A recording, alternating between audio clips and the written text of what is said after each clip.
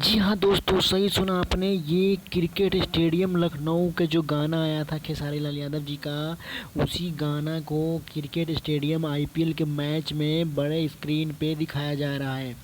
जी हाँ दोस्तों, बिल्कुल सही देखा आपने। खेसारी लाल यादव जी का एक बार आईपीएल का मैच का फिर से गाना बजता हुआ स्टेडियम में दिखा, जो बहुत ही पहली बार ऐसा लग रहा है कि भोजपुरी भाषा को इतना बढ़ावा दिया जा रहा है। जो स्टेडियम में एक देसी भाषा होते हुए आईपीएल क्रिकेट मैच में ये गाना दिखाया जा रहा है। भोजपुरी के number one star, trending star, बापों का बाप का स्टार खेसारी लाल यादव जी, जो कि बहुत बड़ी अपने आप में बात है। दोस्तों, आप क्या कहना चाहेंगे? प्लीज़ हमें कमेंट करके ज़रूर बताएं खेसारी लाल यादव जी के बारे में। अगर वीडियो अच्छी लगी है तो वीडियो को लाइक कीजिएगा, चैनल को सब्सक्राइब कीजिएगा। इससे रिलेटेड वीडियो मैं लाता रहता हूँ, और मेरे बेल आइकन दबाना ना भूलें। धन्यवाद, थैंक यू।